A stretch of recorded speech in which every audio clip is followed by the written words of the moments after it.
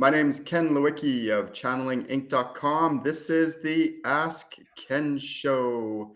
Welcome, welcome, welcome. Woohoo! We have Kevin Hughes of Cavalli Channeling who is going to be hosting the show. Go ahead, Kevin, take it over. Hello, everybody. Welcome. It's been a while since Ken and I did anything together, and it's been a while. Because did I miss the last one? Was I away? Yeah, you were on a lake. I was on a lake in Ontario. So it's been 2 months since we've done a show together. Yeah, now that you put it that way, it seems like forever. Yeah, it does. It does. I've been so busy. It's been good, though. So, peoples, this is your show. This is your opportunity to ask Mr. Ken Lewicki questions, and he will, as we talk, actually channel them live. And my first question, Ken, before we get going, first, how are you? How is Bali? Oh, Bali's fantastic. I was able to do a tour of the northeast part of Bali, Oh, I saw and it's pictures. about a week and a half, 2 weeks. It's really cool because like when you're spiritual and you're channeling all the time, which is what I do, I teach people how to channel, but I live it as well. And so I like go to these different areas, and it's not just like a vacation. I actually feel into the energies.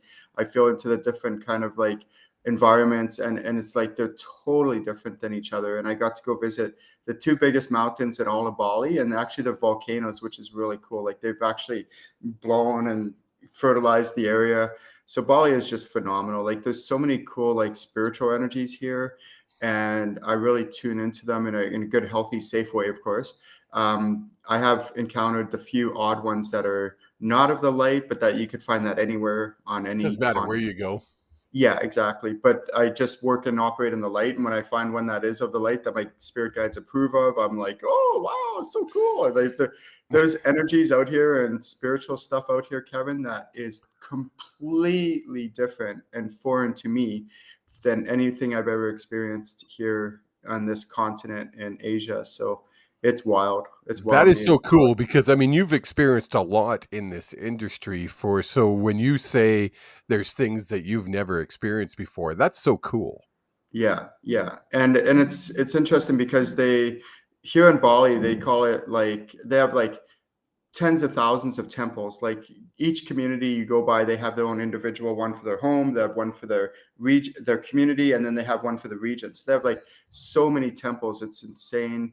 And yeah, something very unique and special about Bali. It's hard to like they're so spiritual here, the local Balinese, and so connected. It's really beautiful to be in such amazing presence of amazing people. That's so cool. I love when you talk about it because it literally I get goosebumps when you talk about it. And So when you vacation, it's neat, but when you're like here like all the time and you really inundate yourself in that society, it's just so wonderful. So I feel when did you blessed. get there? How long have you been there now? Since March of 2023. Yeah. So So it's March, April, May, June, July, August. You've been there 5 months now. yeah. You Yeah. know what feels longer to me? Kevin, before we came on air, he was telling me how much he misses me. So I do. I mean, you know how much I miss you. And I don't need to tell you. And I mean, we used to talk. We didn't see each other all the time, even when you were in town. It wasn't like we hung out on a daily basis, but we talked on a daily basis. I don't think you and I have actually had a Zoom or a talk in probably over a month and a half now. yeah, I thought you were vacationing on the lake, so for Yeah, longer no, it than was you only a thought. short trip. Only a short trip.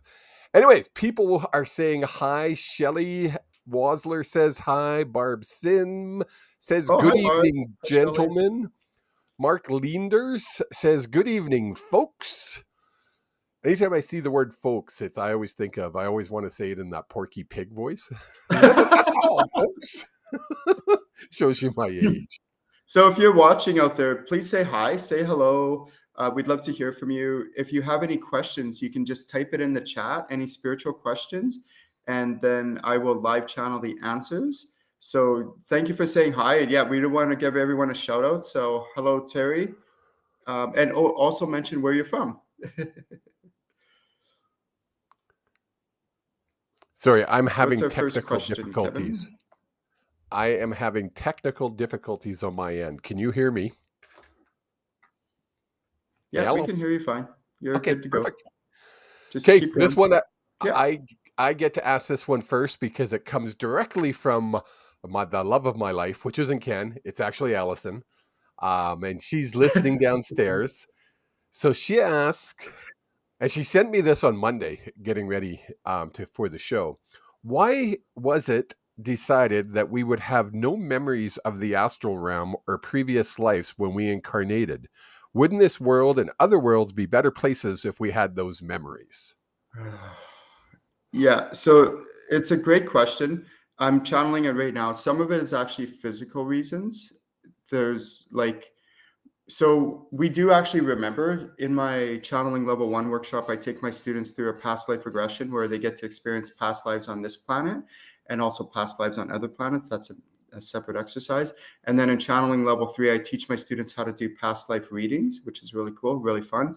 So we actually do remember it on a soul level. How come we don't remember it cognitively? Physical reasons is because our brain, as we become an embryo, it grows and grows and grows, and we basically don't remember any of that. And it's actually a good thing, because if you think of it, like, we come into this planet when we're in the astral realm. Before we incarnate, we work with mentors from our soul family to kind of give what I call like a rough blueprint of what we want to accomplish and achieve and how we want to grow and evolve as a soul in this lifetime.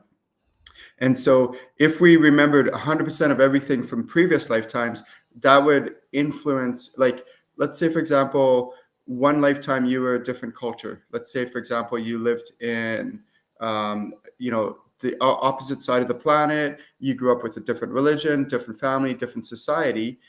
But because you remembered so much from and then you incarnate again, you would bring that with you, so ingrained with you, you wouldn't be able to have like a clean slate. But then you have a clean slate, you can create a new life for yourself with, of course, there's influence from your parents, your family, all that other stuff. But at least you have a fresh start to recreate that all again. And that's actually a really good thing for our soul and for our evolution. So it's actually a really good question. I'm just checking now on a spiritual level. Like, the physical level is that our brains are being developed for the first time, so all those memories are being created of childhood memories, things like that. But on a soul level, it's because, I'm just checking right now, it's because, oh, okay, and it does happen for all planets, no matter which planet you incarnate on, some more than others, just because some species are more tuned into their soul than others. So what happens on a spiritual level is, think of, like, if this is more of a Akashic Records topic, where our Akashic Records is like our etheric book of life. And so we actually start on a fresh slate. When we incarnate again, all those contracts, deals, and agreements, some of them are carried over with us, but most of them are not. And we start fresh. And then we create new, again, what I called like a rough blueprint of what we want to achieve in this lifetime. But if we had so much influence from past lives, that it would affect us. But what I do encourage my students to do, and it's actually really simple, you can do this right now if you want, is tune into your soul. Your soul is like right here in the sternum area. Tune into your soul, because that's where your memories are stored from your past lives. And then take a deep breath. Breathe into your soul and connect with your soul, and your soul, ask your soul to guide you to a past lifetime that you had on this planet. And you'd be surprised. It will take you places that you'd be like, oh, in this lifetime, I was a female and I was like maybe in Europe, and, I was living in this era. And then you ask your soul, you go deeper, you ask your soul, why are you showing me this past lifetime? What is it that you want me to learn or get out of this lifetime? Why you take me to this past lifetime and not a different one? And then you could also do the same thing, do it again and do it for another past life. Maybe another past lifetime you were a male. So then you ask your soul, okay, what's the reason you're taking me to this other past lifetime? Maybe you were living in Asia or something like that. And, so you can use your past lives to actually really enhance this current lifetime. And then what you do, if you really want to take it even further, is you take all this knowledge and information from these past lives and you bring them forward to this present lifetime, and then you take a deep breath and you incorporate it, or you integrate it into this current lifetime to help you better your lifetime presently. It's a really wild technique. It's really awesome and fun. Freaking cool. I love it. I love it. So we got all kinds of people watching tonight. If you have a question, please just type it into whatever platform chat you're watching it on, whether that be Facebook, Twitter, YouTube. I will see it in my little program that I'm running here, and I will get the question to Ken. But this is your show. If you have questions about anything, just type it in, and if appropriate, I will ask the question. Keep them appropriate. I love this question because this topic came up to me 3 times over the weekend. Is astral traveling dangerous? The answer is it can be yes, and that's the honest answer. I don't sugarcoat any of my questions. Anyone who knows me knows that I tell things straight up. So astral traveling, basically what it is, it's where you lie somewhere like on a bed or the floor or something like that, and then what you do is you let your astral self, your non-physical self, vibrate really fast until it detaches or comes out of your body. It's still attached through like a silver cord, so you're fine, all that stuff. But then what you can do, and I do encourage my students to do it, to practice this. And then what you do is you allow your body, your non-physical body, to detach and separate. And then you can go and you can look like in different rooms. You can go different places. You can fly around your neighborhood. Like I've done this many times. It's the same thing as dream walking. Dream walking is where we do the same thing as astral traveling, just while we're in a dream state. And out of body experience, same thing. So those 3 terms, they're basically the same thing for the so it's the same thing. So the only thing that I warn my students on is when you are astral traveling, like, please do it, have fun with it, go for it. Just stay in the light. Don't dabble in the dark stuff when you're astral traveling. Don't try to, if you see something that's not of the light, you go and, oh, what's that? I want to inspect that and find out. No, just stay in the light, operate in the light. Otherwise, it's totally safe and totally fine. Nice. I love that. Sorry, my voice isn't going to be great tonight, but I love the fact that you're so honest with people, and not everything is rainbows and unicorns in spirituality. Sometimes, what's the word? Sometimes that unicorn poops. Yeah. Well, it's just, Kevin, like, really, like, there's 2 extremes that I've noticed in the spiritual industry, is that some people are all like about the dark and the heaviness, and they operate like, serious all the time, and they're just super, like living in the dark and the pain and the suffering. And there's nothing wrong with that. I lived there for quite a while. And then I've noticed there's other people on the other end of the spectrum, and they're all like, oh, everything's just light and rainbows and fun and fluffy. And there's this, I've heard so many people say, like, if as long as you just operate in the light and you do everything, wonderful, fine, nothing of the dark can touch you or affect you. And I'm like, okay, I haven't really found that to be so true. Like, it does eventually get to a point where this happens a lot less. But the thing is, like, it can happen. This stuff that's not of the light can affect people. And what I really discourage my students from doing is doing anything where you're dabbling in the dark. Like, don't go out looking for it, but know how to deal with it when it does come across your path.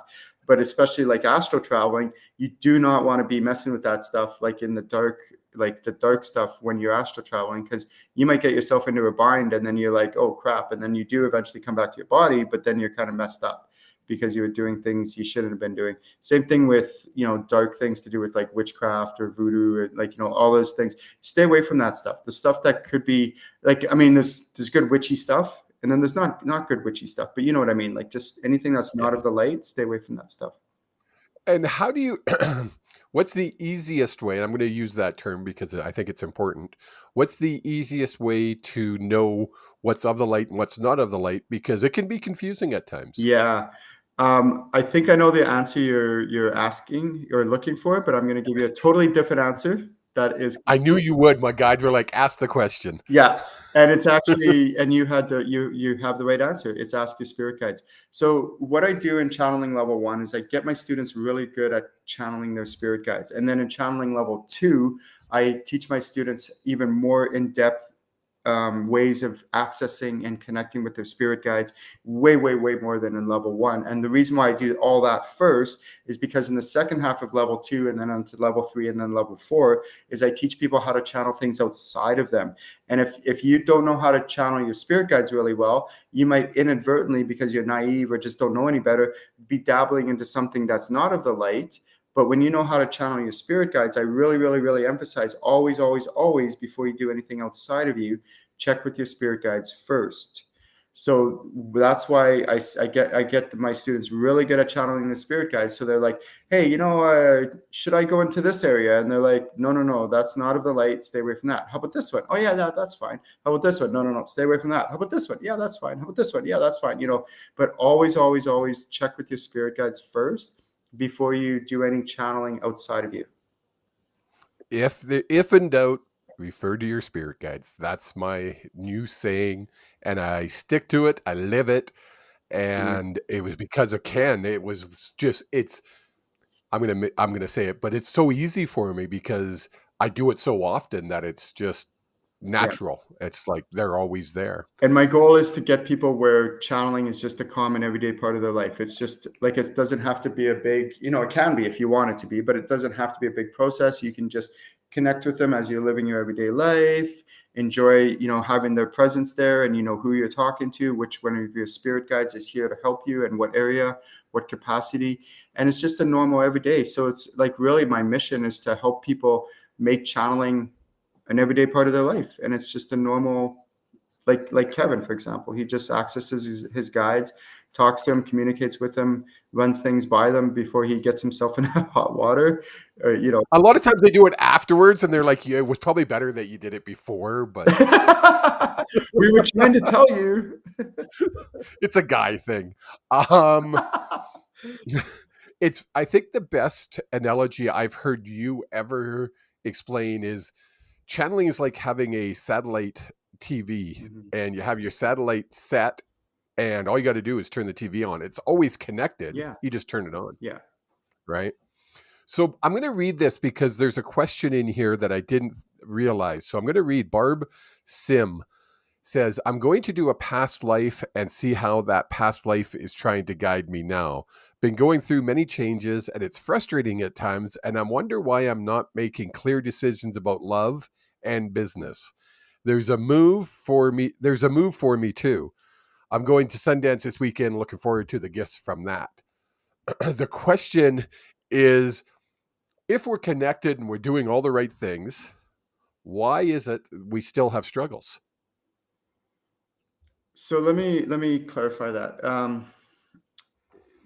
We're going to have struggles regardless. That's life. That's how we learn. That's how we evolve. That's how we grow. So when people are learning to channel, it's very difficult for them to discern. And this was like me. I was like this in my first 5 to 10 years. It was very difficult for me to discern what was coming from my guides, my spirit guides, and what was coming from me. What's coming from my spirit guides, what's coming from me. But over time, that gap widens. And with practice, with formal training, with healing, as you're getting in healing yourself, it gets easier to discern the difference. And so what happens is oftentimes there's a couple things that can happen. One is that we need to build the skill sets on how to actually connect with our spirit guides. And that takes a little bit of time, like relatively short. Within 6 months to a year, you can have that mastered with the proper training. And then once you get good at channeling your guides, then the other trickier part is getting yourself out of the way, not influencing the answer. And that's where, that gap widens, and just go, you know what, I'm just going to listen to my spirit guides. So I went through a phase in my life where I would listen to my spirit guides, and then I wouldn't. And then I would listen to my spirit guides, and then I wouldn't. And the times that I wouldn't, my whole life would fall apart. It went to hell. It was brutal. It was bad. And then finally, after about 10 years of this off and on kind of thing, I finally made the decision, you know what? I've tried it this way for years. This time I'm going to just make a commitment where from this point forward, I'm going to listen to my spirit guides 100% of the time, and let's just see what happens. And ever since then, that was in 2012. ever since then, my life has been a phenomenally better, way better. Is it perfect? No. Does stuff still happen? Yes, but it's way less. And almost all, like, I live my life. If you just lived a day in the life of Ken, you would see serendipities and synchronicities, and things are lining up, and you know, all this magic is just unfolding, and it's an everyday part of my life. And I still love it. I'm like, what? I never want to lose that childlike awe of the magic that happens on an everyday. But that's the benefits and the like, when you really, there's power in surrender when you just say, you know what, my spirit guides, they have my highest and greatest good in mind, and they're always want to guide me for what's my best interest. And then you surrender. So there's a couple factors there. One is the skill sets. Number two is like, uh, it's like having enough humility to go, okay, yes, I can just force and do my thing, and you know, it might work out, it might not, but let's just check with my spirit guides first. Let's see what their opinion is. Let's see what they suggest before I date this guy, before I make this move, before I take this job, before I, you know, quit my job, you know, things like that. Like, let's just run this stuff by my spirit guides first. And that takes a lot of humility. And then what I also recommend to my students is, if you're in a triggered state, to come back to that question later. Never make a major life decision in a heightened triggered state, in a heightened emotional state. Always wait till Not a you good come idea. down, you're in a more relaxed, calmer state, then revisit that question with your spirit guides and check again. Because too many times, I could speak for myself here, where before I learned this, I would, you know, be all upset about something and then make a decision that was long-term detrimental to me and not a good way. So Mm-hmm. yeah, I feel you, Barb. It's a really good question, and it's very multifaceted.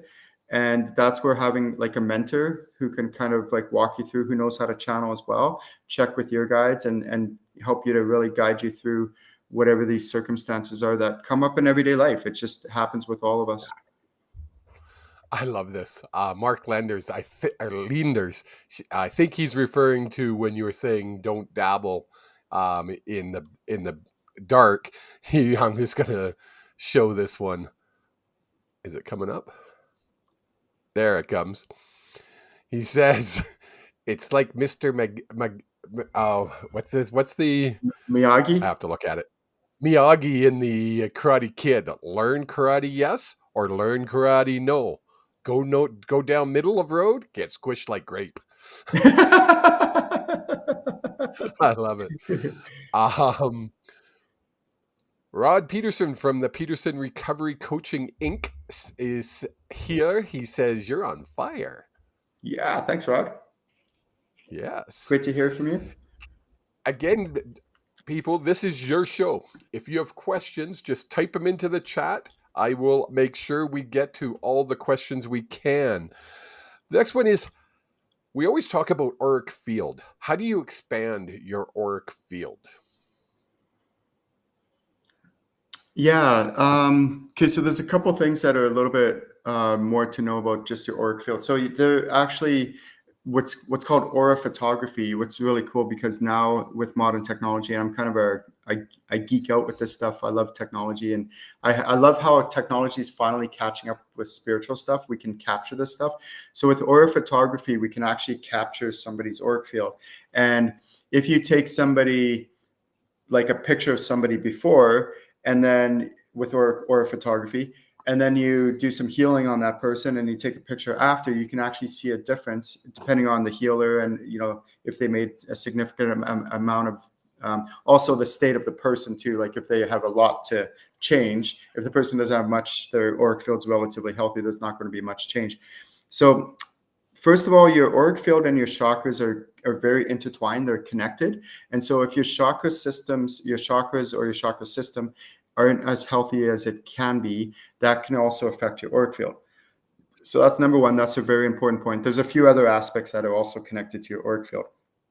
The other thing is that your auric field, now we're just talking auric field here, not chakras anymore. So your auric field, if it's too thin, what can happen is you're like a sieve. You let too much of, have you ever like felt like there's times in your life where you just like let too much in, like you feel everybody's emotions, you walk into a room and you could feel that energy in the room, and it's almost like you're almost incapacitated because of it. You're just like, "Ah," right? And you almost have to leave or get out of there or get away from that person or whatever it is. That might be a reason, is because it might be that your auric field is too thin and it's actually too permeable. But you do want some permeability. Some people are like, oh, I just want it thick and sealed. It's like, no. It's actually unsafe to have it like that. You need some, it's like your skin. You want some permeability, because have you ever like either been standing there or sitting there, and then you feel like somebody's like watching you. So then you turn around and you look, and sure enough, somebody's like looking at you. That's a Happens good all the thing, time. right? That's a safety thing. If your auric field was totally like solid or impermeable, you wouldn't notice that. And if you're walking down for, like a back alley somewhere, and you don't realize that someone's following you, it could actually, bad things can happen. So it's actually, you do want some permeability, and there's that right range that you want. Now, another thing that can happen is, and this is very, very common among my students that I've noticed, my clients, is that they might get triggered or upset. Let's say you're driving down the street and some jerk cuts you off and you're like, "Ah!" And it scares the crap out of you, or maybe you get in an argument with somebody, or somebody triggers you, or whatever can happen. So then what can happen is, with your auric field, it can actually collapse in on you. And that's actually unhealthy. You never want your auric field to be super close to your body, like collapsed in on you. So those of you that are watching right now, in case you don't know, if you've ever taken any of my workshops, I teach what's called experientially. I actually want you to experience what it's like to do it. So we're going to do that right now. If you're watching this, I'm going to get you to just take a nice deep breath. 3, 2, 1, nice deep breath.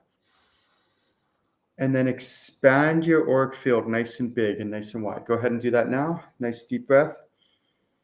And make sure you do it up, down, left, right, back, front, 360 degrees. Just make your auric field nice and big, nice and wide.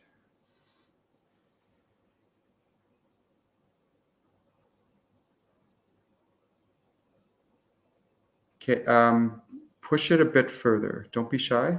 Get it, push it all directions, a little bit further.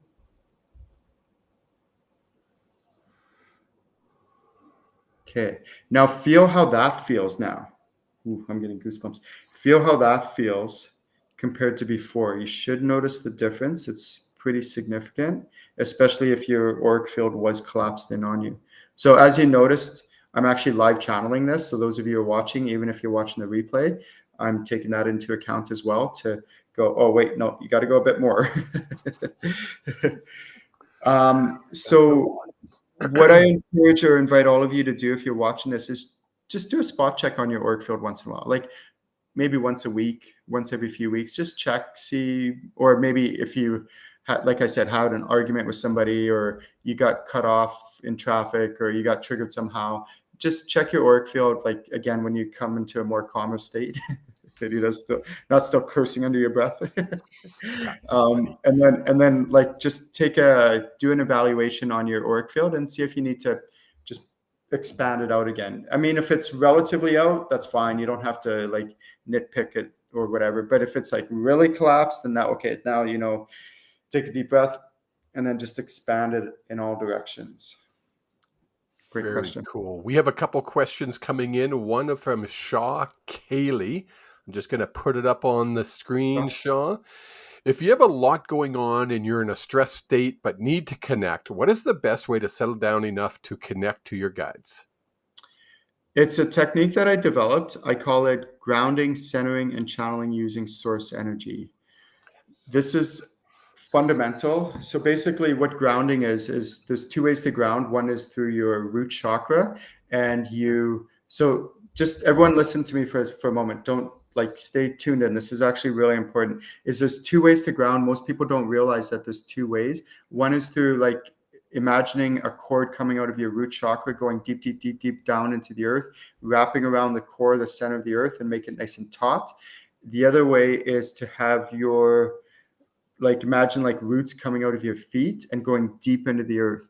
So do those 2 ways.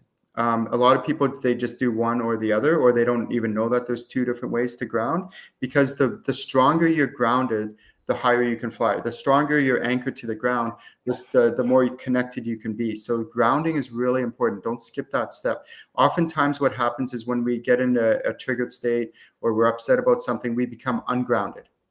And that's why that's the first of the three things that I suggest people do. Get grounded first. Take that deep breath and ground yourself through your root chakra, that cord, and then also through the roots of your feet. Okay. The second thing is to center yourself. And that means gather all your energy from the past, bring it to the present, gather all your energy from the future, bring it to the present, and center yourself. So oftentimes when we get triggered or upset, we're usually in the past about what happened, that jerk, that idiot, that, right? You know, all that stuff, we're living in the past. So no, bring that to the present. We try to be in the present moment. Or we're worried about the future. What's going to happen now that this happened? What's going to happen now in the future? You know, or how am I going to react? What am I going to say to this jerk or person or whatever it is, circumstance? It's like, no. Bring all that from the past to the present. Bring all that from the future to the present. And just be centered. I love it. Okay. And then the third one, and this is a very important one, is channel using source energy. So oftentimes we use our chi. Our chi is down here, but our chi is like a battery pack, and it can drain over time. So what you want to do is take a deep breath and draw in source energy through your crown. Let it flow in both directions through the rest of your chakra system and the rest of your aspects, including your legs, your limbs, your hands, your feet, and all that. So doing those three steps, ground, center, channel using source energy, and then just really feel that. And then try your best to get yourself out of the way. And you can do this live. Like I've had it where I've been in meetings, like when I used to work corporate, I would just be there and somebody would say something and it would really like upset me, or somebody's being a jerk or whatever. And then I would just be like, Ken, take a deep breath, ground, center, channel using source energy. And then I can respond from that place of clarity and a lot more calmness. And I've had parents where they're like, yeah, my kid does something that really, really upsets me. But before I, spaz out on them, I take a deep breath. Or my husband, take a deep breath. Or Kevin. Source energy. What's that, Kevin? Yeah, or Kevin does something. Yeah. Great question though, and it takes practice. The honest answer is, Kaylee, is that it's you're not going to get it all the time. There's going to be times when you're just too hardcore triggered, and you just need to walk away. Either walk away, or do the best you can in that moment. Because sometimes you're right, you do need to respond in that moment, and you can't wait till later. But it's yeah. I mean, I think it's important. That's where the healing comes in, though. Like if you keep working on the healing part. Go ahead, Kevin. I think it's important too that even when we're triggered and our anxiety level's high, our guides don't go anywhere. Our guides are there, are they not? They're always with us, regardless of what kind of mood we're in. Yeah. So thank you for bringing that up, Kevin. There's a really powerful technique that I developed that I teach my students, which is when you're in a situation is going on, or a difficult conversation, or whatever you want to call it, argument, what you can do is you can access your guides in that moment live. That's why live channeling is so valuable, so important, because then you can say, okay, wait a second. How do my guides see this circumstance? How do my guides see this situation? How would my guides suggest I respond? And another powerful question is, how would my guides react to this situation? Ooh, that's a good one. Because if I can live my life from that higher perspective all the time, wouldn't my life be just so much better? Oh, I love that one. That's a really, really powerful way. Yeah. How would my guides respond? Because a lot of people, there's that whole saying out there that says, as thou art on heaven, be on earth, or something like that, however it goes. Right. So same kind of concept. If you think of like the astral realm, which is where our spirit guides reside, that's kind of like heaven. And so why do we have to wait until we're in heaven before we can operate like we're in heaven, like we're operating from the astral realm. We don't have to wait till we cross over before we can operate like we are living from that perspective. Ooh. So if you think about it, okay, so I'm here on this 3D plane on this earth, living my 3D life, and then I get triggered or upset or some circumstance happens and it's really upsetting. So instead of me just reacting from this 3D perspective, I can take a moment, and this can all happen like in microseconds, in milliseconds. You just take a deep breath, connect with your guides, and see how they see this situation, how they see this perspective. Like maybe that person is hurting, maybe it has nothing to do with you, maybe they're just lashing out because they're frustrated about something that, whatever it might be. And then you can maybe respond with compassion, respond with curiosity, like what's really going on with you? Is there something else happening that I'm not aware of? And you can ask questions maybe, or just say thank you for your opinion and not take it personally, and then walk away, like Kevin said, or whatever. Yes. Very cool. Good question. A very cool lady from down in Minnesota asked a question, and I'm just going to put it up on the screen. It's coming. For those who are new to spirituality, what are some good ways to learn about it? Any book or YouTube channel recommendations besides, of course, Kevin's great Facebook Lives? She wrote all that. I had to put it up on the screen so you would know it wasn't me. I was like, Kevin. That's funny. There are some good books. There's one that I read way back in the day called Open to Channel. That's a good book. I personally don't watch too many. Like I watch like YouTube channels, but I watch more like TED Talks and other things like that. So I can't really recommend any specific YouTube channels. I know there's a ton out there. The only thing that I caution people about is like, you can watch this stuff, you can read this stuff, but you really need the experiential part of training. And that's what I do in my workshops, where it's all formal training and it's full certification workshops, 16 hours level 1, 16 hours level 2, 16 hours level 3, 16 hours level 4. And it's all experiential training where I actually walk you through the processes of learning how to channel rather than just reading a book. So it's like kind of like reading a book about plumbing. You can read that book about plumbing, and then when you're done, you know a lot intellectually, but you've never actually put together any, like you need the experiential part. And that's where like really good schools, what they'll do, like technical vocation kind of schools, they'll do the theory part in the classroom, and then you'll go out into the field. You'll do that for a while, a few months, and then year 2 you'll go back into the classroom, and then you'll go out into the field and you'll take the stuff that you learned in the classroom and you apply it in the field, usually with a mentor, someone watching over you. And so that's what my classes do. Is it's very formal training. It's probably some of the most comprehensive training where, we do the theory part, and then we do the actual practicum part, and then we do the theory part, and then we do the practical part. So I just suggest, like, instead of trying to wing it yourself and trying to figure it all out yourself and watching YouTube videos and kind of stinge out and just make the decision, okay, I'm going to take an actual formal channeling training, a formal channeling course, so that I get actual proper training rather than just kind of winging it. I mean, you can, and it's possible, but it's going to be a lot harder, a lot slower.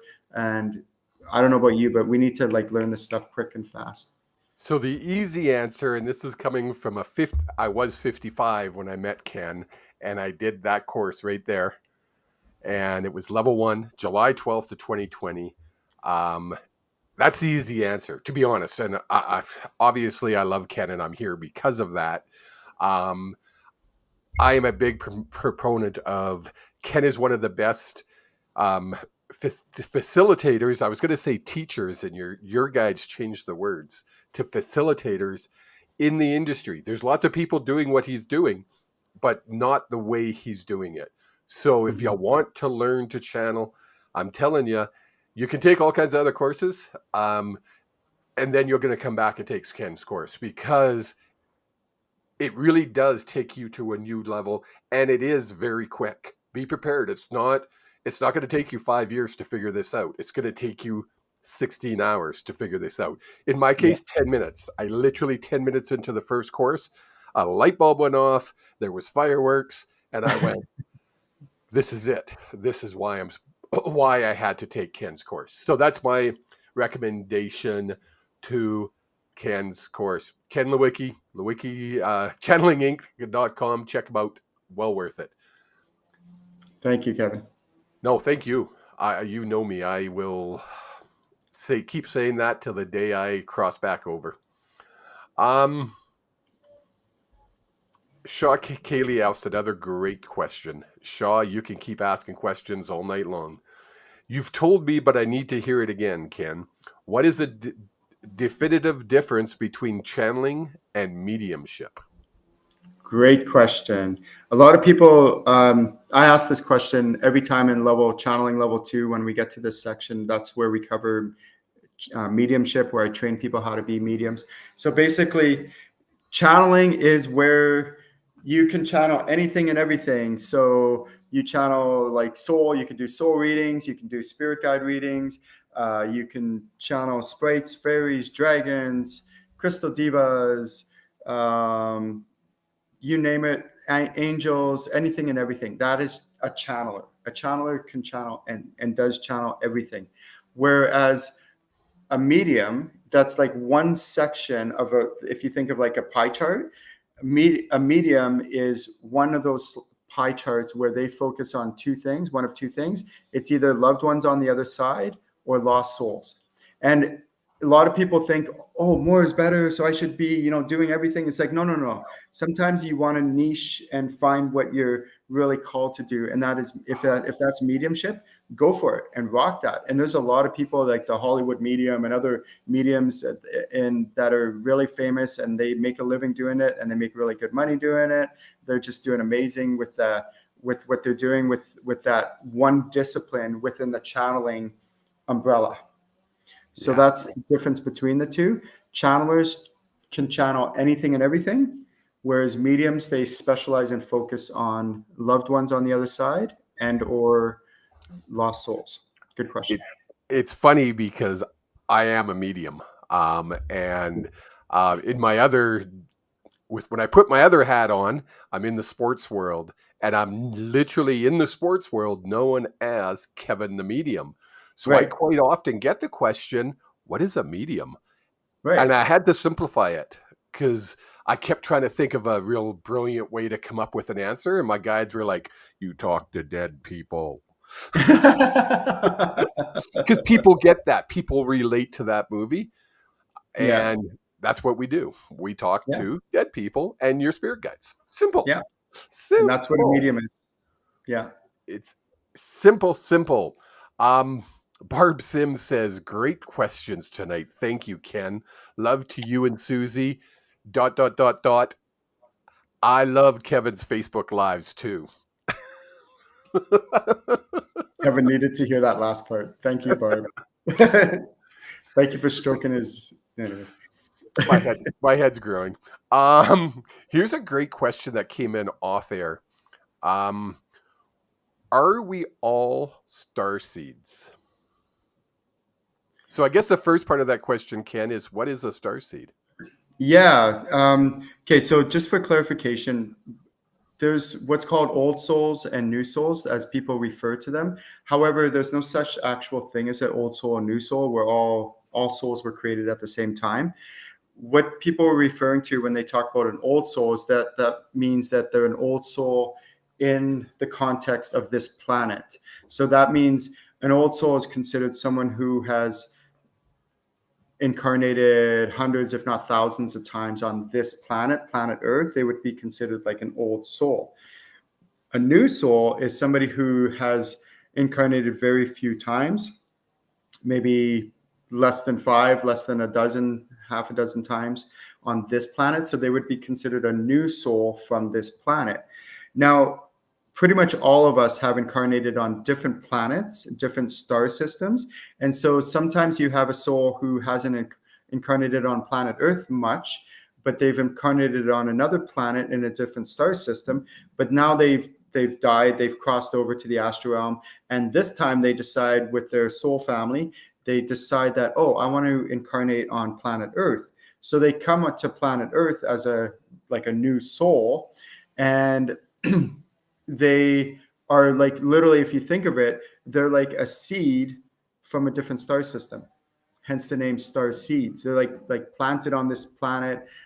Planted isn't the right word, but they incarnate on this planet, and then they bloom and they blossom, and they're like a seed that has been come here from this other star system. Hence the name star seed. So for the most part, a new soul and a star seed are the same thing. However, from my experience working with people, like thousands of people over the years, is that we've all incarnated on different planets. So in some ways, we are all aliens. So say hello, hello, hello, alien. That's awesome. Because we really have, and that's important to embrace, because two things to embrace. One is that, oh, I have incarnated on different planets. And the other thing to embrace is that I chose this planet this lifetime. I was talking with someone just the other day, and she's like, I just want to go back home to my other planet. Like, I don't want to be here on Earth. It's too tough. It's too hard. And I'm like, no, no, no, no. You chose to incarnate on this planet.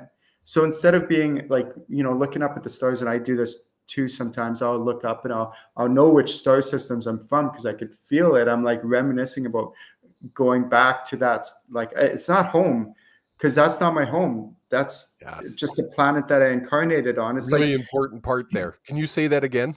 it's not home. Holy smokes, I'm getting goosebumps. Where's home?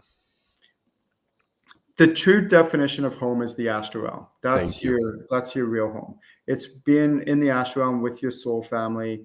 That's your real home. However, this is your temporary home, and that's fine. And embrace this. You're meant to be here in this lifetime. Make the most out of this lifetime. Why did I choose? So these are the questions. If any of you are watching this and you're kind of like struggling with like life and the meaning of life and why am I here and all that, ask these questions to your soul. Again, your soul resides right here, and your soul will give you these answers because your soul made this decision. And ask your soul, why did I choose to incarnate in this lifetime? What's the reasons I wanted to choose? Why did I choose planet Earth? What do I want to get out of this lifetime? How do I want to grow and evolve the most in this lifetime? What is my soul's purposes? Because a lot of people think it's just one purpose. No, there's many purposes as to why your soul chose to incarnate. So talk to your soul, figure out, that's why in channeling level 1, I don't start with channeling all this other stuff. I go, no, let's learn to channel your soul. Because when you learn to channel your soul, you can get these answers, these really deep meaning, profound answers that everyone on planet Earth wants to know the answers to.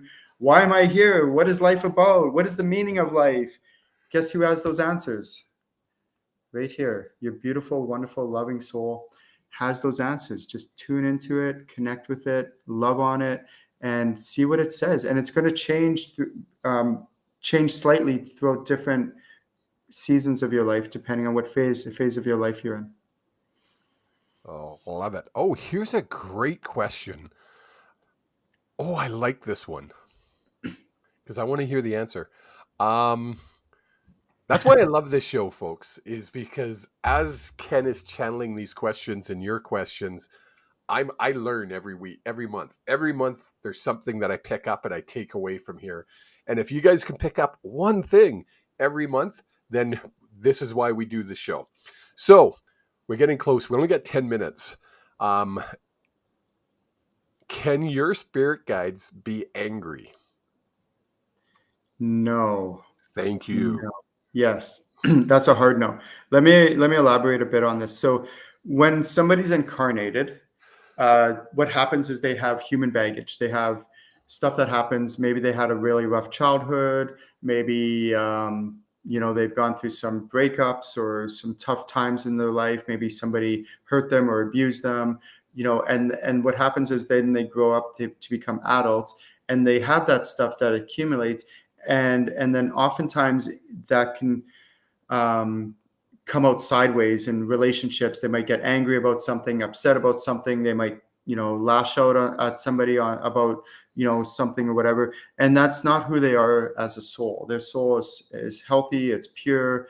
But it's because they've had maybe a rough childhood or mommy issues, daddy issues, siblings, maybe they got bullied, who knows, it could be a multitude of reasons, and then that kind of taints their life going forward. And Yeah. so with healing and clearing, you can heal that stuff and clear that stuff so that you don't have to allow that stuff from, like I say to my students, and I say this with all compassion, is that what happened to you before you were 18 was not your fault. You know, it happened. I'm sorry to hear that. I understand. I've gone through a lot of stuff as in my childhood as well. However, as an adult, if you're 18 and above, it's your responsibility to do something about it. Yes. It's your responsibility as an adult to say, okay, yes, whatever happened, that sucked, but what can I do about it? How can I heal it? How can I clear it once and for all? So I don't need to carry this with me the rest of my life. So it doesn't need to taint my life, taint my experience. And oftentimes that's what happens is this stuff comes out sideways. So what happens is when we have our spirit guides are in spirit form, and let's say my experience has been most people's spirit guides are people you've known from past lifetimes, but let's use this as an example to make it easier for you.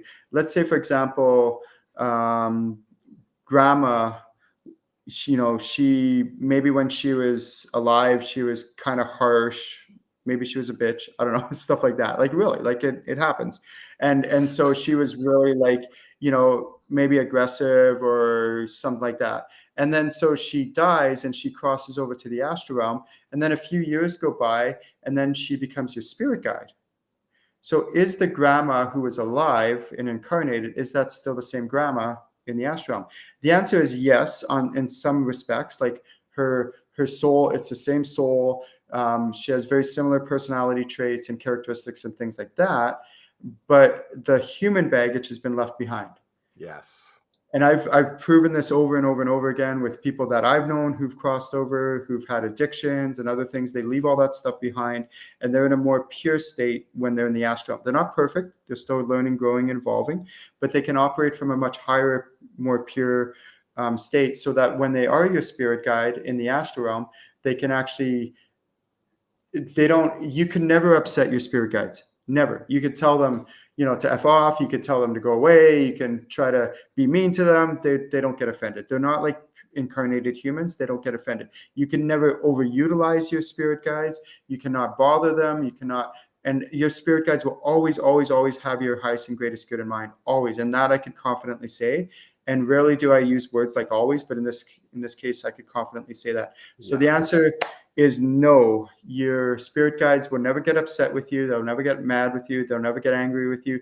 They might be firm, but they do it with a loving firmness, tough love, tough compassion. But they do it because they love you, but they're not like aggressive and they're not like, but they do it. They can be firm at times, and that's a good thing. Sometimes we need that. I know sometimes I need that, and sometimes I've had either in spirit form, my spirit guides, or people in person where they've been really firm with me about something, but that's when I've had the most growth. Yeah, it's true. I deal with spirit guides, not only my spirit guides, but my clients' spirit guides on a daily basis. And there's some where like, oh, my spirit guide was angry. And I'm like, no, they're not angry. They're firm. They want you to understand you've been doing A, B, and C, and you know better because you've raised your vibration and you do connect. So they're not angry. They want you to understand, though, you're facing consequences for your actions now, because once you know something and you don't follow what you know, well, then there's consequences. Yeah. So the reason this question came up, Kevin, and you hit on it bang on, was somebody was telling me about, I'll meet with people on a monthly basis, like month after month through my 6-month strategic channeling program. And then they'll be like, oh, I never did this stuff. So my spirit guides, they must be angry with me. I'm like, no, they're not angry with you. Like you said, Kevin, you're the human, incarnated human, has to deal with the consequences, but they're not angry with you. They don't have attachments. Like, they want you to succeed. They want you to do the things they suggest. And if you don't, they still love you just the same. It really is true unconditional love at its highest form, at its purest form. It's beautiful. And that's something we humans can't understand. because humans aren't capable of unconditional love. At that Um, degree, no. Yeah.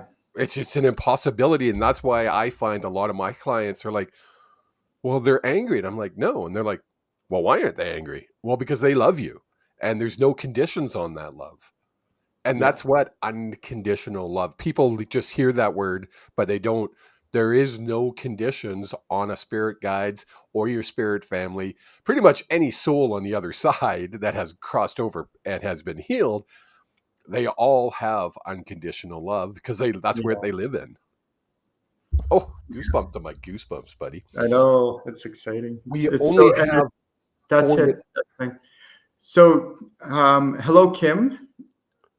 And I also want to say what Shaw says is that if they are not your spirit guide, or if you feel that energy, and this is really important, that they're, if it's not coming from a place of love, most likely it's not your spirit guides.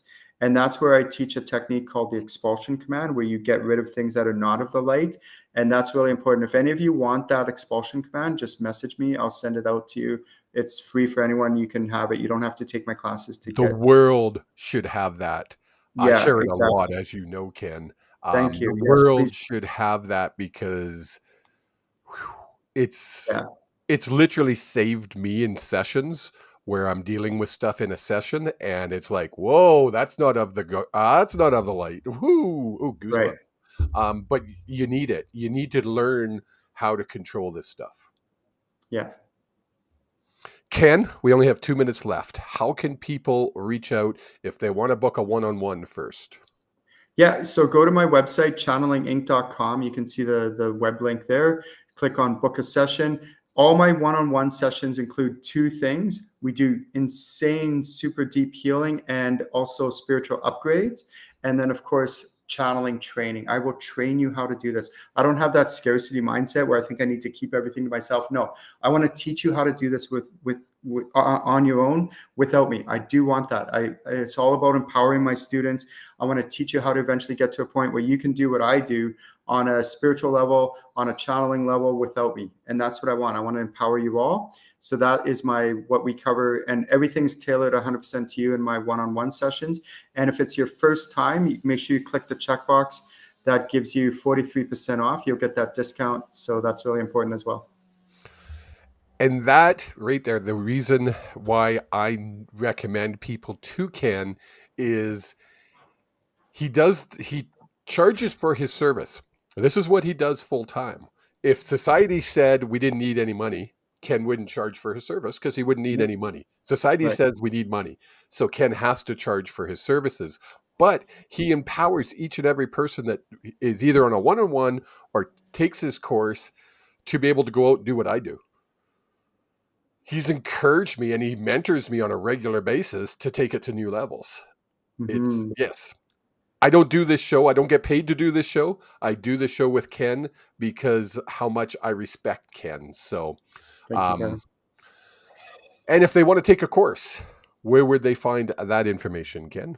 Yeah, so if you go to my website, you go to the drop-down boxes, I have intro animal communication workshops, I have intro channeling workshops, I have my channeling level 1, level 2, level 3.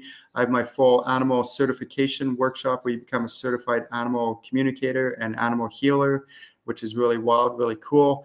And then I also have, are you ready for this? My I also Ascension have. Group Healing. Oh, yes. Ascension Group Healing. It's where once a month, the second Wednesday of every month, we get together and I heal entire groups at a time. And it's more than just healing. I do spiritual upgrades up your yin yang. It's Up insane. your yin yang. There's the I new know, word right? for the Because it day. kind of is in a way, like spiritually, like you're getting spiritual upgrades like crazy during that 1 hour. We're talking attunements, activations, all sorts of spiritual enhancements on different aspects of you. Where we get attuned to different symbols, and of course, tons and tons of healing, and that's a very low cost. You can go to my website, find out the next date, and I also have what's called a 6-pack, where you pay for 5 and you get the 6th one free.